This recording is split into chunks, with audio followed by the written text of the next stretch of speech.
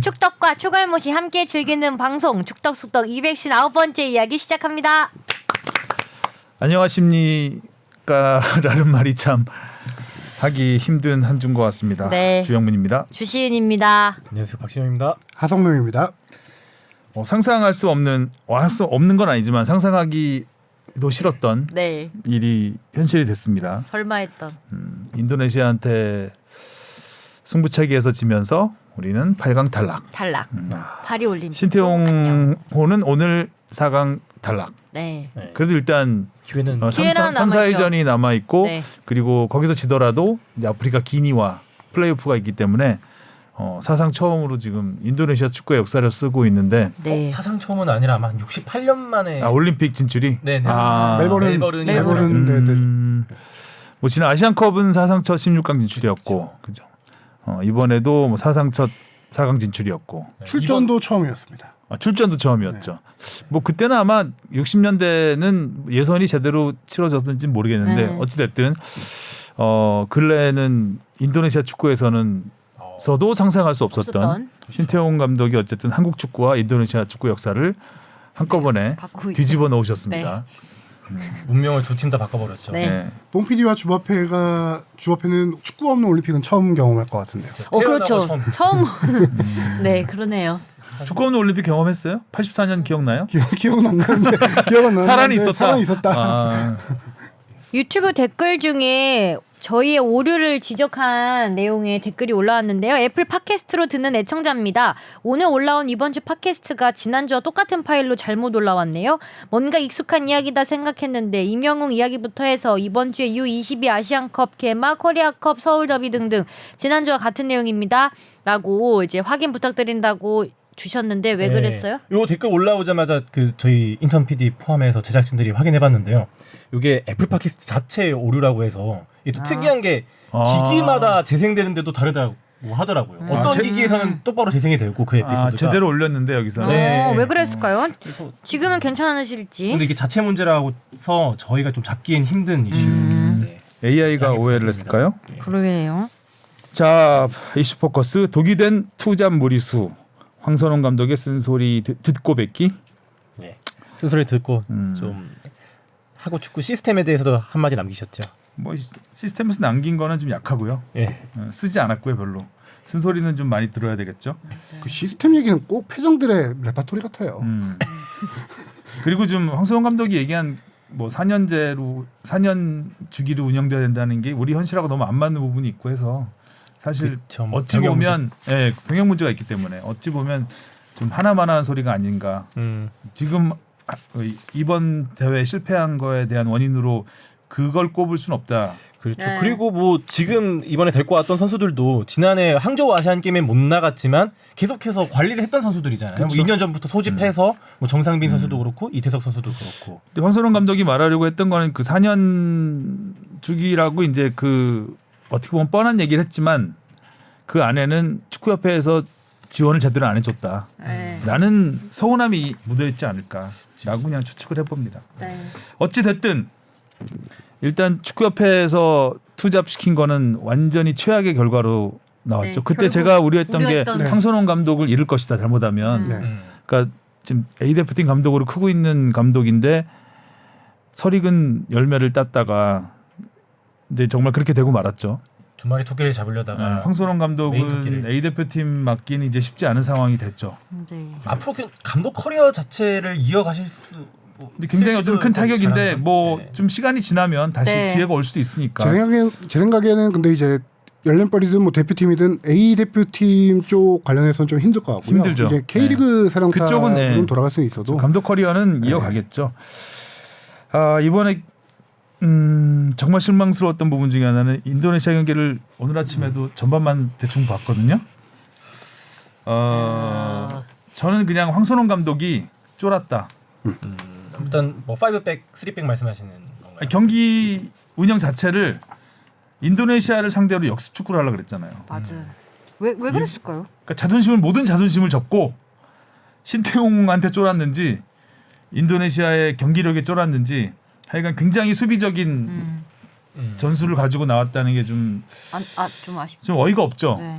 이거는 우리가 월드컵 나가서 강팀을 상대로 할 때 그렇죠. 보여주는 전술인데 네, 그렇죠. 인도네시아 같은 경우는 134위예요. 우리보다 111계단이나 낮은 팀인데 이런 팀이 이 전 경기에서 4경기를 넣었던 경기를 당연히 분석을 했겠 4골 넣었던 경기를 분석했겠죠.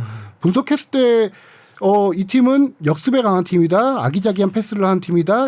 그다음에 드리블이 좋다. 2대1 패스에 능하다. 이런 거를 생각했을 때 그런 걸 미들에서 디테일한 분석을 들어갔어야지 이거를 전체적으로 우리 내려서 수비적으로 나가자라고 역습을 안 당하려고 그렇죠. 안 당하려고 내려섰다. 이 굉장히 그 어떻게 보면 리더가 하지 말아야 될 부분 중에 하나거든요. 그러니까 우리가 잘하는 걸 잘하는 게 첫 네. 번째거든요. 그렇죠. 그 다음에 이제 상대가 잘하는 걸 못하게 하는 걸로 가야 되는데 우리가 잘하는 것보다 상대가 잘하는 걸 못하게 하는 걸 그것도 상대가 우리보다 더 강팀도 아닌데 네.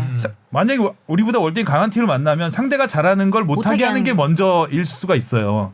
근데 이제 인도네시아를 상대로 상대가 잘하는 걸 못하게 하는 걸 먼저로 두고 간다는 거는 좀 거기서부터 첫 단추부터 잘못 껴진 게 아닌가. 이게 그 선수들의 자신감하고도 연결되는 게 선수들이 제일 많이 하는 말 하면은 우리가 준비한 것만 제대로 하면 된다. 우리가 잘하는 것만 하면 된다라고 주로 말을 많이 해요. 근데 황선홍 감독은 이번 대회를 준비하면서 이런 식으로 우리가 선수비 후역습 준수를 준비했을 거라고 저는 생각은 안 해요. 대부분 아시아에서 나온 팀들 중에서 호주나 일본 이런 팀들 하고는 뭐 대비해서는 결승이나 이런 데 갔을 때 할 수 있어도 대부분 조별리그나 뭐 딴 데서 만나는 팀들하는 상태로는 그렇게 연습 안 하거든요. 선수들에게도 되게 생소한 작전이었을 거예요. 이번 선수비 휴학습 작전이. 거기에다가 한 가지 더 디테일적으로 얘기하자면은 3백을 들고 나왔을 때 이거는 어쩔 수 없는 선택이라고 했어요. 뭐냐면은 우리가 중앙 수비수가 단 3명만 뽑았어요. 그중에서 선명관 선수는 햄스트링 부상으로 아웃이 됐죠. 이재원 선수도 일본전에서 살짝 부상이 있었던 것 같아서 이번 경기에 출전할 수 있었던 중앙 수비자원은 변준수 주장 선수 한 명뿐이었어요. 이 선수를 두고 우리가 포백을 구성해서 나가는 것보다 3백이 최선의 선택이었다라는 게 황선홍 감독의 말이었어요. 3백 오케이 좋아요. 3백 그렇게 나갈 경우 그 앞에 수비형 미드필더를 둬서 약간 우리가 공격 시에는 수비형 미드필더와 중앙 수비수 한 명 남겨놓고 전체적으로 올려서 하는 약간 공격적인 3백도 있거든요. 그렇죠. 저는 당연히 그렇게 할 거라고 생각을 했는데 이게 경기 흐를수록 보는데 우리 팀이 공격적인 3백이 아니라 이건 완전 수비적인 3백. 5-4-1 형태로 간 거예요. 5-4-1은 황선홍 감독이 K리그 감독 시절에 많이 썼던 거예요. 본인에게 익숙한 걸 한 거예요. 포항 때. 포항 때도 그렇고 다른 팀에서도 5-4-1을 좀 많이 썼는데 이 경기 흐름으로 가면 안 된다라고 하는 게 이게 오히려 우리 선수들에게는 익숙하지 않은 거니까 약간 조금 선수들의 자신감을 떨어졌을 뿐만 아니라 인도네시아의 길을 살려준 거였죠. 뒤로 물러나네. 그럼 우리가 올라가야지 이렇게. 아니 뒤로 물러날 때 그 뒷걸음질을 치니까 뒤에 5명이 있어도 공간이 막 없죠. 공간으로 다 뚫고 들어오잖아요. 그 패스가 막 잘하더라고. 인도네시아가 패스 정말 잘하더라고요. 탁탁탁 이렇게. 막 뒤꿈치로 내줘가지고 뭐 벗어났으니까 망정이 이제 먹혔을 골도 되게 많았잖아요. 네. 한 두 골 정도가 네, 정말 더 먹힐 수도 있었던 장면이고 신태용 감독이 일단 되게 잘 만들었다는 칭찬은 받아야 되는 부분이 있어요. 근데 아무리 그래도 그렇죠. 저는 그래서 황 감독이 처음에 그렇게 선수비 후역습 나오고 수비적으로 나온다고 했을 때 컨셉은 이해했어요. 전반은 버티고 후반에 교체 카드를 넣어서 왜냐면 정상빈 선수와 이영준 선수가 안 났으니까 후반에 그렇게 가겠다라고 했는데 전반에 그렇게 했으면은 수비 조직력을 조금 더 뭐 집중시켜서 그 무실점을 무조건 끌고 갔어야 될 경기인데 전반에 우리가 2실점을 했는데 이 실점을 다 보면요. 첫 번째 실점장을 보면은 인도네시아의 원터치 패스가 후방에서부터 7번 정도 이어집니다. 와. 7번 정도 이어지고 7번 이어진 상태에서 우리 수비수들은 공 한 번 제대로 터치하지 못하고 압박조차 크게 하지 않아요. 그리고 그걸 중거리 슛이 수비 맞고 나온 거를 스트라이크 선수가 바로 때려 넣었잖아요. 잘 차긴 잘 찼어요. 잘 차긴 잘 찼는데 살짝 얻어걸린 슛이긴 하죠. 잘 차긴 잘 찼는데 스트라이크 선수 주변으로 보면 인도네시아 선수가 3명 있어요. 그 주변에 우리 선수가 6명이 에어싸고 있는데 6명이 모두 다 공간을 지키고 있더라고요. 압박이 들어가는 게 아니고. 그 정도 위치 압박해줘야 되는데. 그렇죠. 그 정도 페널티 박스 앞이면 해줘야 되는데 인도네시아 원터치 수비에 그냥 완전 와르르 무너진 상황이었고요. 우리 그 당시에 중앙 수비수 한 명의 위치가 중앙 수비 3백이었잖아요.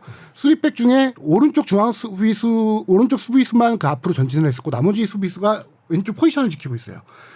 그 상황에서 이거는 전문 압박을 좀 더 들어가줘야 맞아요. 되는 거거든요. 이건 전문 중앙 수비수가 아니기 때문에 이런 상황 판단 능력이 좀 안 돼. 떨어졌다고 압박은 생각해요. 전혀 없었죠. 네. 그리고 두 번째 실점 답답합니다. 장면 봐도 이게 중앙 수비수 전문 중앙 수비수가 아닌 한계가 드러난 건데 그 당시에 후방에서 롱볼이 올라왔을 때 이강희 선수는 수비형 미드필더예요. 이강희 선수가 그거를 공을 따내려고 하지 않고 흘렸죠. 몸으로 막아주면서 골키퍼한테 잡으라고 주려는 건데 골키퍼도 서로 미루고 그걸 스트라이크 선수가 몸으로 밀고 들어가서 슈팅한 네. 거잖아요. 중앙 수비수 전문 중앙 수비였으면 저는 그런 움직임 절대 안 안 나올 되죠. 거라고 봅니다. 네. 다 어떻게 되든 본인이 해결하려고 해결해야 하잖아요. 돼요. 그렇죠. 공이 커트를 최대한 바닥에 안 하든지. 닿게 하려고. 네. 황선홍 감독은 왜 중앙 수비수 브렌트포드의 김지수 선수가 마지막으로 못 온다고 했을 때 중앙 수비수 안 뽑고 중앙 미드필더로 뽑았냐 이런 거에 대한 질문에 이렇게 답을 했어요. K리그에서 지금 경기에 뛰는 중앙 수비수가 없다. 뽑을 만한 선수가 없다. 그래서 그 중앙 수비수를 뛸 수 있는 다른 포지션의 선수를 뽑아서 그렇게 쓸 생각이었다라고 했는데 그게 결과적으로 안 되죠. 이런 결과가 나온 거죠. 아니 경기를 치르면 치를수록 쫄았다는 느낌이 강한 게 첫 경기를 생각하면 아랍에미리트전 어떻게 보면 거의 반코트에 가깝도록 크로스 많이 올리면서 맞아요. 우리가 크로스 경기를 진짜 많이 주도했는데 중국전 돼 보니까 오히려 뭔가 중국한테 찬스 많이 내주고 일본전에는 아예 내려서서 계속 수비만 하다가 결국에 이제 골 넣고 승리를 이끌어온 다행히 건데 이겼지만 그게 이제 굳이 인도네시아라는 팀까지 이렇게 내려와서 플레이를 하다가 얻어맞기만 하고 끝날 수가 있나. 그 수비뿐만 아니라 공격도 안 됐던 게 이날 원톱에 강성진 선수를 세우고요. 좌우에 엄지성, 홍시우. 오른쪽에 홍시우 선수를 세웠다는 거는 컨셉이 명확한 거예요. 그 세 명 선수 다 스피드와 기술이 좋은 선수들이거든요. 저 스트라이커들 선수비 아니죠. 후역수 전술을 내세웠기 때문에 이런 선수들 앞세워서 역습을 하겠다는 거였는데 공격 보면은 언제 잘게 풀어가 역습이라도 쭉쭉 찔러준 게 없이 그냥 사이드로만 가서 올려요. 무조건 크로스죠. 근데 이 올리는데 선수들 올려 왜 쓰고? 헤더를 받아 세 명 선수 중에 헤더를 받아줄 그래서 선수가 없어요. 없잖아요. 물론 엄지성 선수가 그렇게 해서 골을 넣어서 우리 자책골로 한 골 네. 넣었지만 이런 컨셉이었다면은 맞진 이거를 않죠. 이영준 선수를 전방에 넣었어야죠. 7연방에 크로스를 이렇게 할 생각이었으면은 그렇죠. 그럼 이렇게 하나도 맞지 않는 전술을 네 왜 들고 나오셨을까요? 투자 이 문제다. 그러니까 결론 예. 이렇게 할 거면 이런 식의 축구를 할 거면 네. A 대표팀에 가 있는 동안에 그 사우디 친선 경기에서 그렇죠. 더 맞춰봤어야죠. 네. 더 쓰리백을 연구해보고. 그렇죠. 네. 더 실전. 그러니까 선수들도 지금 유럽파들이 모르는데. 못 올 거를 생각을 해서 네. 감안해서 모든 걸 맞춰놨어야 플랜 되는데. B와 C를 거기서 다져봤어야 네. 되죠. 근데 그거를 이제 황선홍 감독 그때 A 대표팀 맡고 있었으니까 맡고 못했죠. 있었으니까 뭐 가서 우리가 우승을 하면 뭐 합니까?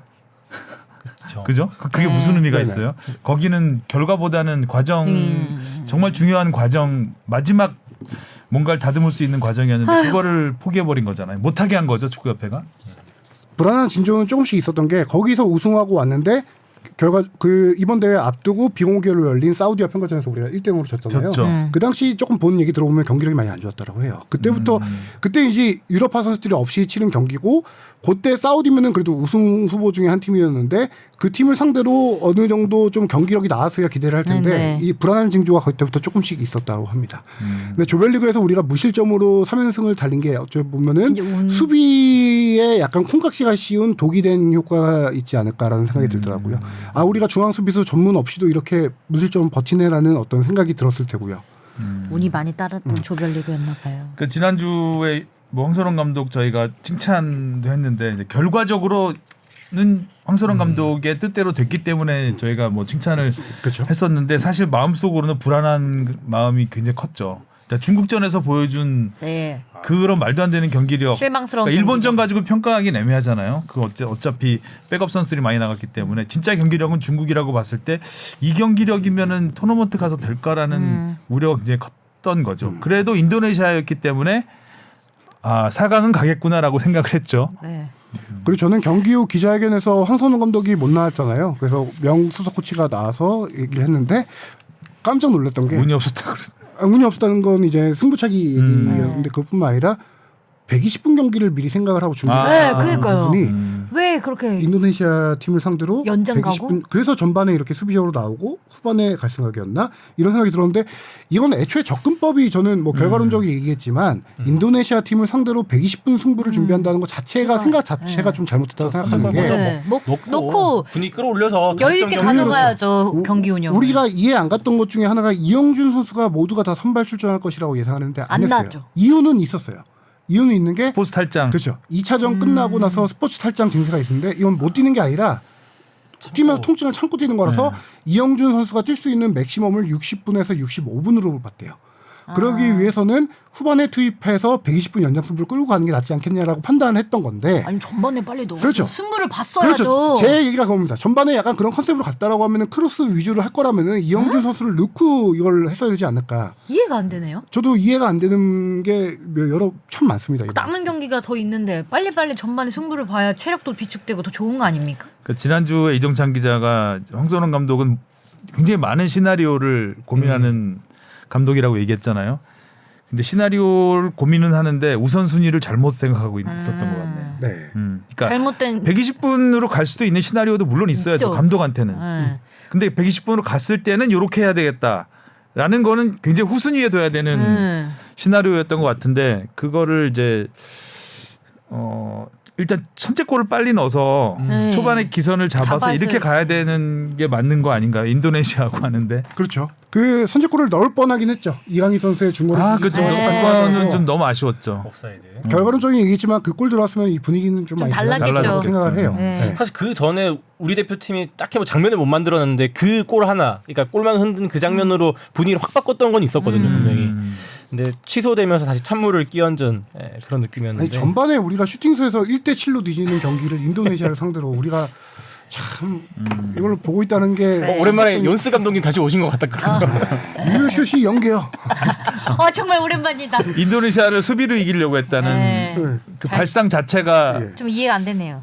너무 감독으로서는 자격이 없는 거 아닌가요? 뭔가 트릭을 많이 의식하셨나? 뭔가 있을 그런 거라 것도 생각을 있죠. 하고. 네. 그러니까 신태용 감독한테 쫀 것도 있을 거예요. 신태용 감독이 워낙 공격적인 스타일이고 그렇죠. 그 상대 허점을 잘 파고드는 스타일이기 때문에 제 생각 경기 전에도 뭐 일본전 끝나고 나서도 신태용 감독님이랑 황선홍 감독 두 분 만났다 그랬잖아요. 네. 그때도 이제 뭐 언론에는 공개가 안 됐지만 두 분 간에 보이지 않는 이런 신경전? 신경전과 함께 그럼 나 뭐 어떻게 있죠. 할 거야 뭐 이런 말을 지난주에도 얘기했지만 두 감독이 걸어온 길이 많이 다르기 때문에 네. 신태용 감독은 감독으로서는 그러니까 선수로서는 황선홍이 당연히 한국 최고의 스타였지만 감독으로서는 내가 한국 최고의 감독이 되고 싶다는 욕심이 굉장히 강하신 분이거든요. 세트피스를 30개씩 준비하는 그러니까요. 자, 대단한 선수들과 더 외우는 것도 일이겠다. 근데 이제 그런 의욕이 앞서서 네. 러시아 월드컵은 그렇쳤던 거고 네. 그래도 신태용 감독이니까 어떻게 보면 독일을 이겼던 것일 수도 있어요. 그렇죠. 네. 약간 좀 그 굉장히 재밌는 감독이고 어떻게 보면 좀 매력적인 포인트가 굉장히 많은. 하지만 좀 다듬어야 될 부분도 많은. 굉장히 색깔이 강한 감독이었기 때문에 황선홍 감독도 의식은 했겠죠. 신태용이 준비를 했을 거야. 근데 그렇다고 이렇게 그걸 못하게 해야 돼. 완전히 물러서서 잘 된 경기를 제가 거의 못 본 것 같은데. 아무튼 신태용 감독은 이제 뭐 한국을 이기면서 거의 뭐 인도네시아에서 영웅이 됐죠. 신따이용 매직. 근데 이제 신태용 감독 얘기를 좀 해보면은 그 우리가 베트남의 박항서 감독이 베트남 선수들의 약간 DNA를 바꿔놨다라고 하는 게 선수들의 식단을 바꾸면서 선수들의 힘을 키우고 그쵸. 체력을 키웠다라고 했잖아요. 신태용 감독의 접근법은 조금 달랐어요. 인도네시아의 그 혼혈 선수들을 적극적으로 기용하기 시작했습니다. 네덜란드 출신 맞아요. 흔들 선수들 많더라고요. 그래서 신태용 감독은 제가 얘기 들어보니까 정말 기회가 날 때마다 유럽 가서 인도네시아에 피가 섞여 있는 혼혈 선수들을 찾는데 정말 많은 공을 들였다. 그 피지컬이 좋더라고요. 네, 그 중앙 수비수 한 두세 선수 정도는 심지어 전략을 2월, 잘 3월 달에 황선홍 감독이 투잡하고 있을 때 신태용 감독은 그 당시에도 네덜란드를 갔습니다. 선수를 찾으러. 그렇게 가서 전략을 신태용 가족 찾기. 신태용 감독 처음에 인도네시아 갔을 때 막 되게 홀대받고 갑자기 뭐 코로나 터져가지고 뭐 감독을 계속 한 해 만에 막 이랬었잖아요. 네. 그리고 인도네시아가 20세 이하도 못 나가게 되고 그쵸. 막 여러 가지 막 악재가 굉장히 겹쳤었는데 그걸 다 견디고. 한 방에 그냥 네. 성인 아시안컵부터 시작해가지고 분위기. 그러니까요. 네. 그래서 신태용 감독이 아까 말씀드린 대로 2월 말 3월 초 그때 네덜란드 가서 데려온 선수가 있습니다. 저기 왼쪽 레프트백 쓰고 미드필더인데 헤이렌베인 네덜란드 팀에서 뛰는 추아운 선수라고 있어요. 추아운 선수가 그 인도네시아 국적을 취득한 게 3월 11일입니다. 아. 대회 직전에 기화를 시켰구나. 기화를 시킨 거예요. 진짜 영입이네요. 어떻게든 예, 진짜. 피만 섞여 있다면 내가 데려가서 일단 들어와라. 등록 마감 앞두고 피 검사 좀 하자. 그렇게 해서 그 이 얘기를 주사기 들고 다니면서. 대단하시다. 조금 해보면요, 인도네시아 축구의 이제 DNA라고 하기 좀 그렇고 약점 중에 하나가 피지컬이 약한 거였어요. 선수들이 다 몸이 조그맣고 왜소하. 했는데 그거를 이 기아 선수들, 혼혈 선수들로 메운 건데 뭐냐면요, 공격수 우리 두 골 넣은 스트라이크 선수 같은 경우는 185cm예요. 아우 크다. 네, 그 다음에 그 수비수 허브너 선수인데요. 이 선수는 울버햄튼 21세 이하 자원으로 되게 주목받는 유망주였어요. 지금은 세레소 오사카에 임대가 있는데 이 선수 같은 경우가 187cm. 키 크다. 그다음에 아까 좀 전에 3월달에 네, 귀화시킨 귀한 선수. 주아운 선수도 옛날에 스완지 시티에 잠깐 있었고 네덜란드 헤이렌베인에 있었는데 유로파가 여기 더 많네요. 네. 이 선수가 182cm.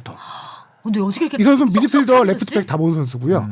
그다음에 그 스트라이크 선수의 두 번째 골을 그런데 그 팀에서 얼마나 비중이 없으면 다 줬겠어요 이번에. 다 차출에 허용했겠어요. 그 얘기를 제가 좀 뒤에 할 겁니다. 음. 그런데 제너라는 선수가 있어요. 제너 선수가 누구냐면은 그 스트라이크 선수의 두 번째 골을 도와준 롱패스? 후방에서 롱패스 넣어준 선수.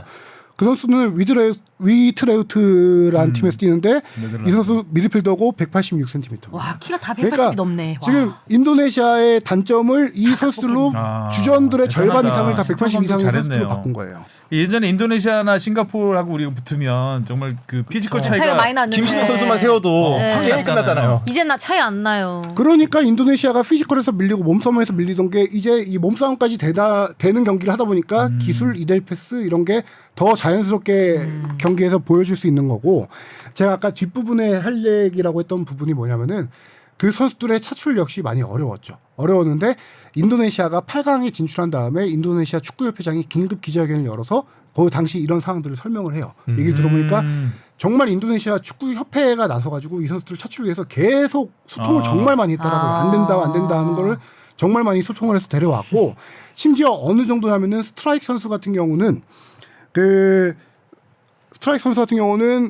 이거는 제가 조금 더 확인해봐야 될 내용이긴 한데 원래 예정이 조별리그까지만 뛰고 돌아가는 걸로 돼 있었대요. 어느 선수들. 조별리그 뛰어 실제로 돌아갔답니다. 다시 온 거예요? 돌아가는데 8강 진출하고 한국전 해야 되고 계속 올림픽 가능성이 있으니까 축구협회가 바로 날아가가지고 협상해서 데려온 거래요. 와 되게 여러모로 우리랑 많이 다르다. 우리 저기 협회랑 샬만 회장 영접하고 있을 때 네. 거기 협회는 직접 선수를 데리러. AFC 어워드 준비하고 있을 때 그렇죠. 인도네시아 선수 하나 받을 것 같은데 AFC 어워드. 그러게요. 스트라이크 선수 받죠. 신태용 감독 받는 거 아니에요? 올해 감독상. 받을 수도 있죠. 그렇죠. 만약에- 그렇죠. 그럴 수 있죠. 지금 인도네시아가 아시안컵 16강 그리고 이번 대회 4강 진출. 그 정도 가능성이 업적이면 가능성도 있겠네요. 그렇죠. 충분히 가능성이 있죠. 신태용 감독. 협회가 정말 협회다운 일을 굉장히 열심히 했네요. 그렇죠. 그래서 이 유럽파 해외파 선수들을 차출하는 게 정말 다른 나라 협회들은 많은 노력을 한 것 같아요. 제가 그래서 혹시나 해서 봤는데 일본, 우즈베키스탄 5명, 유로파 선수들. 호주 7명. 좀 유럽파뿐만 아니라 조금 합쳐서 해외파까지 합쳐서 호주 7명, 이라크 4명. 우리는 2명이었잖아요. 정성민 선수, 김민우 선수. 그런 우리는 협회는 정말 해외파, 유럽파 차출하는 거에 대해서 황선홍 감독에게 그냥 맡겨놨던 것 같아요. 황선홍 감독이 1월달에 트르키에 전지훈련을 가서 전지훈련 마치고 나서 영국 이런 데 돌면서 각 소속팀 가서 그 구단 관계자 만나서 지원이 진짜 황선홍 감독 입장에서는 아쉬웠을 수도 그렇죠. 있겠네요. 그렇게 해서 오케이 받은 게 배준호, 그다음에 양현준, 다안 됐지만. 김지수였는데 다 안 됐죠. 팀 사정상 이게 마지막에 안 됐을 때 이때는 협회가 나서서 어떻게든 해봤어야 되는 건데, 아니면 그 전에라도 제가 황선홍 감독의 투잡이 아쉬웠다고 얘기하는 것 중에 하나가 3월 달에 올림픽 팀을 이끌고 팀 거기 했으면은 그 당시에도 황선홍 감독이 계획이 제가 알기로는 다시 한번 가서. 확답을 받을 생각을 있던 걸로 제가 알고 있었어요. 그런 작업이 전혀 안 된 거고 협회도 그냥 황선홍 감독만 믿고 수수방관 손을 놨던 것 같고. 감독이 안 가면 다른 사람이 갔어야 되는데. 그 협회가 지금 그 약간 그 조직 시스템이 네. 막 지금 서로 일을 미루죠. 엉망이잖아요. 네. 그 확실한 책임 소재가 불분명한 그 또 조직이잖아요. 언제까지 이 똑같은 얘기를 계속해야 바뀌나요? 아, 최근 협회가 1년 동안 거의 헛발질만 한 거 보세요. 제일 시작이 지난해 얘기를 3월이었나 그 승부조작 사면했던 음. 거부터 시작해서 클린스만 제 모든 거는 클린스만 감독 선임부터 다 잘못된 거예요. 아, 그렇죠. 밀실로 당시 전력 강화 위원들조차 몰랐던 거예요. 클린스만 감독 선임을. 근데 경질할 때 기자회견에서 정몽규 회장이 프로세스를 거쳤다라고 했는데 거쳤다고. 정말 거짓말입니다. 정말 그냥 밀실로 혼자 정몽규 회장이 좋아서 뽑은 건데 물론 그 이후에 과정은 있겠죠. 톱다운 방식으로. 그렇게 뽑아놓고 경질하다 보니까 투잡을 세우고 이게 다 이어지는 거예요. 악의몰이가 지금 카타르 1년 월드컵 동안. 이후로는 계속 내리막만 걷고 있어요. 좋은 소식이 없죠. 거의 뭐 자이로 드롭 아니에요, 이 정도는? 자유로도 근데 내리막- 내렸다가 올라가기라. 그러니까 올라가겠죠, 언젠가는. 많이 내려갔으니까. 그 결정타를 지금 올림픽 얼마나 올라올지 모르지만. 그렇죠. 결정타가 이제 올림픽 출전 좌절이 됐으니까 이거는 제 생각에 뭐 여러 가지 생각할 거 없을 것 같아요. 제대로 된 정신이 바뀐 협회장이면 사퇴해야죠. 이거는. 사퇴해야죠. 책임져야죠. 화성재 이렇게 세게 얘기하는 박수. 박수. 정신이 바뀌니 좀. 아, 근데 하성룡 기자가 얘기하면 또 반대로 가는 게 이제. 아니 그 선수 그 다른 것만. 4선 갑시다. 하성룡 기자가 지금 사선에 섰는데. 아니 근데 좀 심하긴 해요. 매번 똑같은. 그러니까 그때 레퍼토리가. 정혜성 위원장이 좀 어이없는 말을 했잖아요. 자기가 책임지겠다고. 책임지겠다. 지금 뭘 책임지고 있죠? 오늘 지금 녹음이 열리고 있는 시간에 전력강화위원회를 하고 있습니다. 책임 안 지고. 그러니까 뭘 책임지겠다는 거예요? 아무도 도대체? 책임을 안 지니까 변화가 없죠. 진짜 너무 실망스럽네요. 진짜. 책임지겠다는 거는 전력강화위원장을 내려놓겠다는 얘기인데 그게 책임이 돼요? 책임지는 그렇죠. 게 돼요? 그건 책임이 안 되죠. 책임질 위치는 아니죠. 지금 지상파 방송사가 축구 때문에 지금 수십억을 날리게 생겼는데 우리 어떡합니까? 수십억 그 책임지실 겁니까? 책임질 위치는 그 위에 있는 분이죠. 네. 아 뭔가 비전이라도 보여야 되는데 네, 보이지도 않아요. 답답하네요. 답답합니다. 뭔가 팬들이 축구협회 바라는 거는 축구 잘하는 거 바라는 건 네, 그렇죠. 잘하는 거 말하는 축구협회는 거죠. 축구 잘하는 거 말고 딴 생각을 더 많이 하는 것 같아요. 뭐 무슨 팔려 생각들 있는 것 하시는지. 같다. 정신이 팔려 있는 듯한데. 너무 붕 떠 있는 느낌이 들어요. 계속 A 매치 국내 살 때마다 6만 관중, 10,000원 관중하고 축구 열기 막 이강인, 손흥민 오르고 가니까 손흥민 그거에 이강인 반해서 잘하는 게 축구협회가 잘하는 게 아니잖아요. 그러니까요. 정말 답답하다.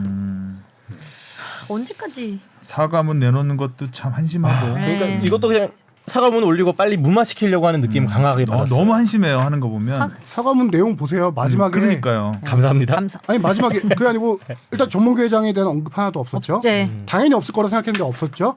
그다음에 책임진다는 지금 말도 없어. 현안인 국가대표팀 감독을 잘 뽑겠다라는 얘기로 마무리를 해요. 네. 올림픽 못 올림픽 나가는 국가대표팀 떨어졌는데. 별개잖아요. 어떻게 보면. 네.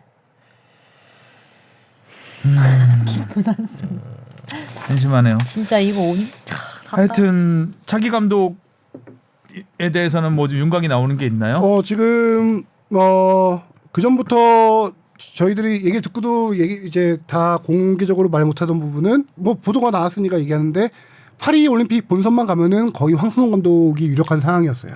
그거는 뭐 네. 누가 네. 생각해도 네. 누가 뭐라고 하지 않아도 당연히 그렇게 가는 수순이죠. 근데 이제 그때 얘기했던 게 파리 올림픽만 가면 차기 A 대표팀 감독 1순위가 될 텐데 왜 굳이 이거를 투자까지 하는 네, 같이 하냐 그러냐. 이런 얘기가 있었죠. 있었고 그 당시 얘기 들어보니까 황선홍 감독이 이렇게 원해서 했던 건 아닌 걸로 알고 있어요. 그 투잡을 저기 그러니까 축구협회에서 좀 강력하게 원했던 네. 권유했던 뭐 강요하진 않았지만 강력하게 권유했던 걸로 알고 있어요. 네, 강력하게 권유했고 받아들이는 받아들이는 건데 그 받아들인 정도였죠. 결과는 당연히 황선홍 감독이 책임을 져야 되는 거고 그거를 받아들이게 요구를 하고 했던 축구협회의 스탠스, 이 생각 자체가 문제인 거죠. 네. 그렇죠. 그래서 지금은 현재 이제 유력했던 황선홍과 홍명보 감독은 지금 취재본 결과 좀 아웃이 된 상황이고 홍명보 감독도 최종적으로 거절을 한 걸로 알고 있습니다. 그렇죠. 지금 네. 뭐 K리그 한참 진행 중인데 또 네. K리그 이동경도 떠났는데 그렇죠. 갑자기 그래서- 대표팀 감독 맡는 거는 모양새가 진짜 너무 안 이상하죠. 좋죠. 그 사이에 대회 기간 동안에 정혜성 전력강화위원장이 영국이랑 유럽에 가가지고 7명의 외국인 후보가 있었잖아요. 그 중에서 영상 면접을 해서 추려서 3명, 4명 정도를 영국 가서 만나고 거기서 순위 1순위부터 이렇게 짜가지고 와서 오늘 전력강화위원회에서 그를 이제 최종적으로 압축을 합니다. 그래서 1순위가 나오면은 1순위와 협상 마지막 최종 협상을 해서 정상적으로 이어진다면은 5월 초 늦어도 5월 중순까지는 감독을 발표할 예정입니다. 그럼 지금 이제 남은 건 검증보다는 뭐 계약적인 조건 이런 게 맞아야 된다는. 그렇죠. 일단은 뭐 오늘 전력 강화위원회에서 어떤 정도의 토론이 있을지 모르겠지만 이 감독이 1순 그 면접을 하고 온 결과를 보고를 하겠죠. 거기서 1순위 오케이 이 사람으로 가자라고 결정이 되면 이제 바로 그 사이에 최종 협상이 시작되는데 이미 가서 면접을 했다라는 거는 거기서 어느 정도 틀을 맞추고 온 거거든요. 그래서 결정하면은 마지막 조율 정도만 하겠죠. 지금 뭐 후보군들이 몇 번 좀 나오고 있잖아요. 뭐 르나르 감독, 뭐 기네슈 감독 그리고 가장 최근에 나왔던 마치 감독까지 모두 나오고 있는데 예. 르네르 감독이 카타르 월드컵 사우디 사우디 감독이었죠. 아르헨티나 무너뜨렸던. 네. 상당히 좀 정열적이고 그 당시에 봤을 때 벤투가 이제 그만둔다는 걸 알고 있었잖아요. 차기 감독으로 저 감독 가도 괜찮겠다라는 느낌은 있었어요. 예, 네. 있었어요. 근데 지금 뭐 마치 감독이 가장 유력하다라고 좀 알려져 있는데 황희찬 선수의 스승이었죠. 짧지 마치 감독 미국인이고요. 맞아요. 젊잖아요 또. 예, 젊고 이 감독이 미국 감독이 유럽 무대에서 살아남기 쉽지 않은데 이 감독은 색깔이 확실해요. 공격 축구입니다. 그냥 마치 감독 굉장히 매력적인데 오스트리아 그 짤츠부르크 축구가 좀 매력적이잖아요. 굉장히 네. 굉장히 공격 축구고. 미나미노, 재밌죠. 홀란드, 그러니까요. 황희찬 그 라인. 엄청난 그 스타 플레이어들을 배출한. 네. 그렇게 하고 나서 잘츠부르크에서 성공해서 와서 독일 라이프치 감독도 했었고요. 뭐 그렇죠. 그리고 나서 저기 EPL 감독 리즈 감독까지 마치 했었고요. 감독. 네. 마치 그래서- 맞겠네요. 이 감독이 하게 되면은 이 감독 스타일은 4-2-2-2예요. 엄청나게 공격적인 스타일이에요. 네. 포포투가 아니라 네, 포투투. 4-2-2-2. 그래서 어우, 재밌는 축구하는 감독이긴 해요. 4선까지 있네요. 4선. 네. 자, 아무튼 뭐 감독이라도 지난 건 제발. 지난 거고 네, 잘했으면 좋겠네. 앞으로 잘해야 되는데 일단 뭐 어쨌든 정몽규 회장은 책임을 좀 지셨으면 좋겠습니다. 자, 그리고 재밌는 K리그로 갈까? 프리미어리그 잠깐 얘기하고 가시죠. 네. 손흥민 선수가 16호 골, 황희찬 선수가 11호 골을 넣었는데 일단 토트넘은 힘들어졌죠? 네, 힘들어졌죠. 챔스가 이게 상당히 챔스가 다음 시즌부터 복잡해집니다. 복잡해져요. 32개 팀에서 36개 팀으로 늘어나면서 늘어나면서 4위까지만 챔피언스리그에 간다가 아니에요. 맞아요. 예, 복잡한 거 다 빼고 이번 대회 성적이 중요하잖아요. 챔피언스리그 이번 대회 유럽 대항전 성적이 중요합니다. 유로파리그, 유럽 컨퍼런스리그 결과까지 다 반영합니다. 다 봐서 그게 뭐 어떻게 포인트를 따는 그런 느낌인가. 그래서 이제 리그별로 포인트를 줘가지고 그렇죠. 한 팀이 더 갈 수도 있게 되는 거죠. 이게 설명드릴게요. 32개에서 36개로 늘어나서 4장이 나오잖아요. 네. 4장 중에서 2장은 약간 그동안 1등에도 플레이오프로 가야 됐던 중소리그 팀에 한장 주고, 주고. 뭐 이런 식으로 해서 주고 나머지 2장이 뭐냐면은 그 아까 말한 3개 대회 있잖아요. 유로파리그, 컨퍼런스리그 포함해서 그 3개 대회 총 성적을 따져가지고 유럽 리그 랭킹을 따집니다. 그래서 1, 2위 팀들에게 한 장씩 더 줘요. 1, 2위 리그에게. 1, 2위 리그에게. 현재 그 1위 리그가 리그에게. 이탈리아입니다. 2위 2위 리그가 분데스리가입니다. 아. 3위가 EPL이에요. EPL이 이번에 8강전에서 다 지금- 떨어졌죠. 그 챔피언스 다 리그. 떨어졌구나. 그러면 어렵겠다. 그래서 더 그리고 어렵구나. 독일이 미넨이 올라가 있고 레버쿠젠도 지금 유로파 남아 있고. 유로파 남아 있고 독일 팀들이 2위, 이탈리아는 뭐 AS 로마도 올라가 있고 많이 아탈란타도 올라가 있고 많이 올라가 있거든요. 그래서 지금 EPL이 3위인데 2위로 올라갈 수 있는 확률이 되게 희박하게 하나 있어요. 뭐냐면은 유로파 컨퍼런스 리그에 4강에 올라가 있는 아스톤 빌라가 우승을 하는 경우예요. 아스톤 빌라의 잘 되길 바라야 되는 거죠, 토트넘이. 그렇죠. 이것도 아스톤 빌라가 아니네. 우승을 하고 나머지 독일 팀 중에서 아무것도 결승에 가지 않고 뭐 이런 여러 가지 복잡한 시나리오가 너무 있어요. 복잡하다. 영국 언론에서 그걸 따져봤을 때 확률이 1.1% 막 그렇게 했는데 여기서 경우의 수를 따져야 되는군요. 적자 접어. 안 그렇죠. 되겠네. 그렇게 할 경우 EPL 5위 팀에게도 챔피언스리그 티켓이 주어지는 일단 네. 챔스 티켓 어려운 것으로 가시죠. 네. 일단 어려운 걸로 너무 어렵네. 지금 5위인데 1.1%면. 이제 2경기 덜 치르긴 했지만 아스톤 빌라보다 승점이 7점 차. 7점 차. 네, 7점 차고. 지난 경기에서 첼시하고 비겼잖아요. 극장골로. 미끄러졌는데 아스톤 빌라가. 그러면 이제 딱 6점이 돼 가지고 어떻게 그 길에. 자력으로 할 수 있는 가능성이라도 있었는데 지금. 이젠 자력 진출이 다 이겨도 안 되는 상황이 멀어져 됐죠. 갔습니다. 네, 근데 다 이겨야 되는데 남은 일정이 너무너무 빡세죠. 힘들어요. 첼시 지금 남은 경기들이 첼시, 리버풀, 벌리, 맨시티, 셰필드 뭐 요 순인데 벌리? 벌리 벌교 옆에 벌리. 벌리 안 되나요? 번리 넣어야 되나요? 번리. 왜 니은을 리을로 발음하나요? 벌리라고? 지금 셰필드는 이제 강등이 확정돼서 조금 동기부여가 약할 수 있지만 아직 번니는 네, 번니는. 잔류 가능성이 남아 있기 때문에 동기부여가 충분하거든요. 쉬운 경기가 없을 거다. 그리고 우승 경쟁도 남아 있고 하기 때문에 토트넘이 쉽지가 않죠. 상대 팀을 잘 못 만난 것 같은 느낌이 드네요. 어찌 됐든 손흥민 선수는 16호 골을 넣었고, 네. 근데 PK 잘 찼어요. 근데 잘 찼는데 토트넘이 경기가 참 안 되네요. 수비가 항상 문제예요. 토트넘은 뻥뻥. 이제 너무 올리니까 라인을. 네, 포스텍 감독의 전술이 읽히고 있는 것 같아요. 난 세트피스에서 2골을 먹은 게 얘기 나중에 좀 들어보니까 세트피스 훈련을 아예 안 했다고 하더라고요.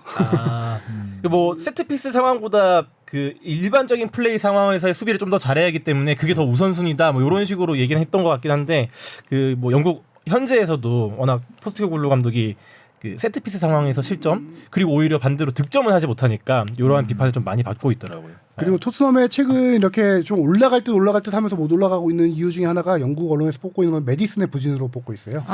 시즌 초반에 토트넘이 1등으로 갈 때까지만 하더라도 메디슨이 그 달에 몇 월이죠? 8월인가 9월에 선수가 케인이 그립지 않았죠. 네. 초반기에. 그 당시 아, 주장과 부주장의 엄청난 호흡만 해가지고 우리가 했었는데 새로운 손. 메디슨이 부상 털고 난 다음에 지금 최근 6경기 동안 공격 포인트가 아예 없나 그럴 거예요. 부상 여파가 있나 보다. 근데 손흥민 선수도 정말 최정만보다는 확실히 사이드에 섰을 때 공격력이 더 좋은 게 최근 경기 통해서 드러나고 있거든요. 이날 경기에서도 후반에 히샬리송이 최전방에 들어오면서 손흥민이 왼쪽 가고 좀 전반보다는 경기력이 나왔는데 지금 계속 부상 히샬리송 계속 다치지 또 메디슨 지금 부진하지 또 저기 우도기가 아예 시즌 아웃됐죠 수술로 참 여러모로 쉽지 많이 않네요. 힘든 상황인데 토트넘도. 그러게요. 다음 시즌은 그러면 유로파 쪽으로 가야 되겠죠. 아스톤빌라가 우승을 해야죠. 우승을 하면 챔스 갈 수 있는 거잖아요. 네. 어디에도. 차라리 일단- 챔스 간 것보다 유로파 가서 우승에 가깝게 가보는 게 더 좋을 것 같기도 하고. 우승을 하면 아스톤빌라는 컨퍼런스이기 때문에 아마 절로 올라갈 겁니다. 유로파로. 컨퍼런스 리그 우승. 아스톤 빌라는 자력으로 챔스 갈 수 있잖아요. 자력으로요? 네. 순위로? 4위니까. 그렇죠. 그렇죠. 자, 황희찬 선수는 부상을 털고 4개월 만에 와. 멋진 골 골을 넣었고 넣었습니다. 팀도 경기력이 뭐 네. 거의 올 들어 제일 좋았던 경기. 좋아요. 대표팀 포함해서. 그게 놀라웠어요. 이게 4개월 만에 골 넣었는데 이게 11호 골이니까 그러니까요. 얼마나 시즌 얼마나 초반에 많이 많이 넣었던 넣었던 거야. 거야. 이제 부상 좀 제발 그만. 제발. 그 이전 경기에서 골을 넣었다가 취소했었잖아요. 헤더골. 그걸 반칙을 그렇죠. 했던 선수가 쿠냐예요. 어. 이 팔 반칙을 했던 선수가. 맞아. 이번엔 쿠냐의 도움을 받아서 쿠냐가 미안해하면서 도움을 해줬죠. 도움을 받긴 했지만 황희찬의 못하구나. 개인기로 넣었죠, 뭐 사실. 그렇죠. 그 특유의 상황에서. 접기. 황희찬의 접기는 그 접기는 진짜 톱 클래스예요. 사실 제가 그 접기를 시청자 입장에서 볼 땐 뭔가 막 그렇게 액션이 크거나 뭐 낚이지 않을 것 같은데 그게 이제 허벅지 힘이 선수들이- 엄청나되는 거죠. 그렇죠. 제동을 잘 걸어야 되니까. 보통 하면 체중이 쏠리니까 그걸 그러니까 허벅지 힘으로 버티는 거거든요. 그러니까 하체가 엄청나게 운동을 많이 하는 선수니까. 네. 자, 기대가 되고요. 자, K리그로 가보겠습니다. 와우. 자, K리그는 아까 뭐 뽕피가 잠깐 얘기했지만 네. 대전이 서울을 발랐습니다. 아주. 발랐다는 표현. 주세종의 네. 프리킥은 정말 예술이던데요. 빨려 들어가는 줄. 잘 찾았죠.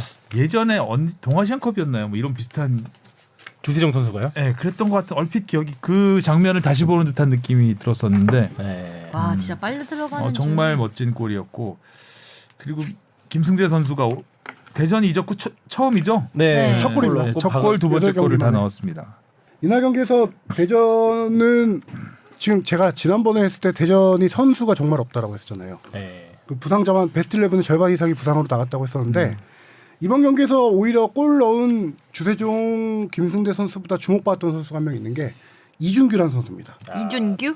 이 어떤 골이냐면은 그 김승규 선수가 첫 골 넣었을 때 그 직전에 슈팅했던 골대 강타고 나왔을 때. 네. 김승대 선수가 골 넣었을 때. 네, 김승대가 골 넣었을 때 네. 그 전에 슈팅했던 선수. 이 선수인데 2003년생이거든요. 배준호 선수랑 동갑이에요. 근데 이 선수가 대구전에서 이 직전 경기에서 K리그 데뷔를 했는데 거기서 너무 잘하는 거야. 그래서 두 경기 연속 선발로 나온 케이스인데 정말 기술적인 드리블하고 전진 패스가 좋은 선수인데 주세종 선수랑 확실히 이날 서울 경기에서 미들 싸움에서 이겼던 게 이준규 선수가 버텨줬던 거예요. 주세종 선수가 조금 더 지켜주고 뭐 패스 뿌려주는 역할이면 이제 이준규 선수가 좀 많이 움직이는. 그렇죠. 이 선수가 공격 진영 패스가 11개로 팀 내 1위였거든요. 오. 근데 이 선수 스토리를 살짝 봤더니 대전 유스팀 출신인데 지명을 못 받고 K3, K4까지 갔다가 마지막에는 심정으로 올 시즌 앞두고 대전에 테스트를 받았는데 거기서 통과한 거예요. 드라마틱하게 예. 생존했네요. 2월달에 테스트 받고 입단해서 와 K4까지 갔는데. 못 나오다가 부상자가 많으니까 딱 대구전에 나왔는데 대구전뿐만 아니라 이 경기에서 두 경기에서 확실한 인상을 심어준 거예요. 기회를 확 잡았네. 일단 대전이 뭔가 터닝 포인트를 찾은 것 같네요. 음. 서울을 통해서. 예. 서울은 서울이 뭐 참 발판을 많이 예, 마련해 맞아요. 주는 거. 전북의 발판도 마련. 서울은 지금 자이로 드롭 타는 중? 아니 지금 보니까 대전이랑 승점이 똑같아서 깜짝 놀랐어요. 예, 9점 뭐 깜짝 놀라요.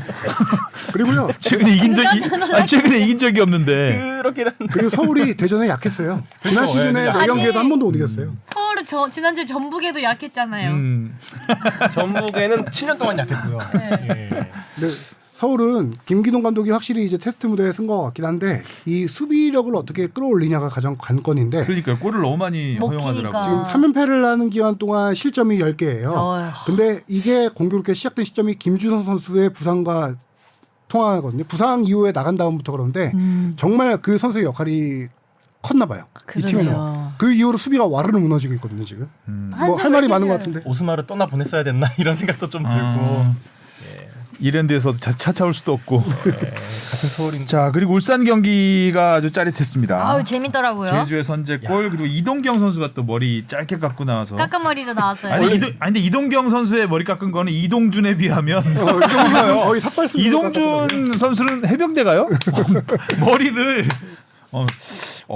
엄청나게 깎았던데. 시원하게 밀었나 봐요. 이동경 다시 조금 더 잘라야 될 수도 있지 않을까. 그래서 네, 군대 갔다 온 되게 선수들이 길어요. 이동경 선수한테 이동경 선수는 좀 얘기했대요. 멋을 냈고 네. 더 잘라라. 이동경 선수한테 너 들어가면 또 잘린다 얘기했대요. 근데 워낙 그 전에 머리 스타일이 좀 요 근래 힙하게 했잖아요. 네. 약간, 노란 레게- 머리 약간 힙합처럼 돼 있었는데 빠마 이날 세게 해가지고 홍명보 감독님이 나오지 말라고 했대요. 와, 가족들과 또 떠나기 보내라. 전날까지 이렇게 네. 잘하냐. 가족들과 보내라라고 얘기했는데 이동경이 뛰겠다고 하고 머리까지 자르고 와서 깜짝 놀랐다라고 해요. 홍명보 감독이. 와 근데 마지막까지 이렇게 잘하기 있나요? 그러니까요. 진짜 저는- 보내기 아까울 것 같아. 지금 득점 도움 다 1위죠. 그쵸. 네. 저는 울산이 그 지난 주중 경기 있었잖아요. 아시아 챔피언스리그. 네. 거기서 연장 승부 특히도 막 비가 막 엄청 오는 날이어서 체력적인 낭비가 심했을 거라 요 김태원 선수 제주의 김태원 선수가 골 넣었을 때까지만 해도 아 이거 울산이 잘하면 무너질 수도 있겠다라는 생각이 드는데 바로 케빈 선수 멋있게 골 넣고 이동경 선수가 또 살아나기 시작하면서 울산이 확실히 강해졌다. 그러게요. 이동경 선수는 그러면 훈련을 4주 받는 건가요? 그게 제가 예전에 나와서 연말에 후에 받을 수도 있고 할 수 있다고 하는데 상무 쪽에 알아보니까 그 관행을 없앴대요. 무조건 들어가자마자 훈련 받고 4주. 4주 훈련은 받고 한 6월 달 공백이 정도에 그렇죠. 이제 팀에 합류하는 또 거죠. 합류하면 또 약간 몸들 만들어야 되고 시간 시간이 두 달 봐야 되겠네. 젊으니까 금방 할 득점왕, 거예요. 득점왕 경쟁은 쉽지 않겠네요 일단. 파이팅. 자 그리고 전북과 대구 정말 재밌었잖아요. 네. 이거는 진짜 야 후반 추가 시간에 두 골이 터지면서 대구가 비겼습니다. 이걸 어떻게 무승부 이러냐. 2대2. 그리고 놀라운 게 그 후반 추가 시간에 두 골 넣은 선수들이 20살 19살 선수들이에요. 나란히 데뷔골을 터뜨렸죠. 네, 처음 들어보는 선수들인데 야 대구가 이런 식으로 또 돌파구를 마련하는 건가요? 대구가 딸깍 축구라고 했잖아요. 네. 제가 예전에 얘기했는데 점유율이 40% 넘으면 진다라고. 그러니까 이번에 완전히 압도하지 않았어요? 압도까지는 아니지만 54요, 앞섰죠. 54. 그 3백을 기반으로 한 축구 최영건 감독의 축구 큰 틀은 유지를 했어요. 박신인 감독이 유지를 했는데 약간 디테일한 걸 잡은 것 같아요. 거기서 공수전환을 할 거에 있어서 전진으로 중앙으로 빠르게 넣어주는 패스를 많이 연습했다라고 해요. 그리고 그 경기가 통했는데 점유율이 54%가 그랬어요. 네 맞아요. 이 경기에서. 54. 아니, 슈팅이 23개예요. 그러니까요. 네. 그 대구가 그 오히려 이날 경기에서 전북이 딸깍 축구라고 할 정도로 전북이 역습을 했었고요. 그 에르난데스 두 번째 골 같은 경우가 딸깍 축구였죠. 대구가 달라지긴 달라졌어요. 그 후반에 선수들이 후반 추가 시간에 두 골 넣는 게 정말 쉽지 않잖아요. 그죠 힘든데. 그거는 확실히 제 생각에는 새로운 감독 효과이긴 하고요. 좀 잘 보여야 되니까. 근데 네, 대구 경기는 좀 더 지켜봐야 되긴 해요. 점유율을 높여서 그 세밀함을 딸깍이 아닌 세밀함을 다져가는 과정이 얼마나 다를까. 일단 첫 경기는 그래도 성공적이었죠. 거의 승리나 다름없는 무승부였죠. 야, 그리고 이제 뭐 열 발 타팀들도 더 대구가 뛰라고? 달라진 걸 인식하고 거기에 맞춰서 또 대응할 것이고요. 참 이번 시즌은 예측. 그러니까 절대 강자도 없고 절대 네. 약자도 없고 예측이 안 돼요. 막 계속해서 분위기가 바뀌니까 네. 그런 의미에서 우리 광주는 지금 최하위로 떨어졌거든요. 광주 어떻게 하실까? 골대 3번 맞았어요. 골대. 근데 골대 너무 많이 맞더라. 이게 참 안 되는 날이었나 골 때리는 봐요. 광주가 됐어요 지금. 네. 우리 요새 광주 경기하면 그냥 감독 멘트만 보면 딱 나오지 않나요? 그러니까 이번에 또 뭐라고 했나요? 그 골대를 3번 했잖아요. 네. 제가 운이 없는 놈이라 팀에도 운이 없습니다. 또 내 탓이요. 네, 제가 실력이 없으니까 팀에 운이 안 따라주는 거고 선수들은 자신 있게 잘했다. 네. 아, 근데 아니, 광주가 보면 공격은 그냥 시원시원하게 하는데 이날 괜찮았는데. 일단 수비가 너무 부실하고 네. 상대 역습에 뻥뻥 뚫리는 게 좀 있고 공격의 세밀함이 좀 많이 골 운도 좀 없고 결정력이 안 좋았나. 그렇죠. 광주 수비 현재 광주가 수비가 최고 문제인데 지난 시즌에 센터백을 버텨줬던 아론과 티모가 나가면서 그 자리에 이제 대체 선수들을 뽑았는데 그 선수들이 좀 실력이 제대로 나오지도 않고 23세 이하 아시안컵에 갔던 호주 대표 포포비치가 돌아와서 이날 경기를 뛰었고요. 그 파트너로 누가 맞추냐면은 허율 장신 공격수를 센터백으로 변신시켰어요. 아. 지금 그 정도까지 지금 중앙 센터백 굉장히 큰 거예요. 쥐어짜고 있는 거구나. 쥐어짜고 있는 상황입니다. 광주가 지금 개막 후 2경기 승점 유지하고 있거든요. 네. 아, 그러네. 큰일 났네. 큰일 났네. 사실 이번에 또 그 울산 아침 경기 때문에 한 경기 쉬었잖아요. 그러니까요. 광주가. 조금 그럼에도- 어떻게 보면 재충전 다시 좀 전열을 가다듬을 수 있는 시간이 선제골 있었는데. 넣고 분위기도 좋았는데 네. 수원 FC가 아주 잘 따라붙으면서 3연승 수원 FC는 자, 지난 경기도 극장 이승우 선수의 PK 극장골로 그러니까요. 이겼다가 이번에도 극장골로 이겼고 지금 4위까지 올라와 있습니다. 수원 FC가. 그 김천, 포항, 울산 제외하고 중위권은 진짜 뭐 한 경기 한 라운드 끝날 때마다 순위가 워낙 계속 바뀌고 있어요. 많이 바뀌어서. 김천은 또 강원을 1대0으로 이기면서 또 선두를 지켰는데 이동경과 이동준이 또 4주 후에 돌아오며 김천 든든하다. 야, 이동 라인 이동라인. 이번에 시즌 막판까지 가겠는데요. 김천의 상승세가. 네. 네. 진짜 진짜 튼튼하다 튼튼해 김천. 다른 감독님들 부러우시겠어요. 이거 거의 뭐 그거 저기 레알 마드리드 아닌가요? 거의. 이날도 골넣은 선수 이중민 선수 그때 골세리머니 춤췄던. 선수가 예, 이번에 끝까지 밀어 넣어서 넣었었죠. 곧 제대를 앞두고 있죠. 네. 자 이번 주는 K리그가 주중 경기도 2경기씩 있잖아요. 오늘도 있어요. 오늘도 하는 있죠. 당일날 저녁에 있고 내일도 있고요. 자 수고하셨고요. 다음 주에 만나요. 안녕. 안녕. 고맙습니다.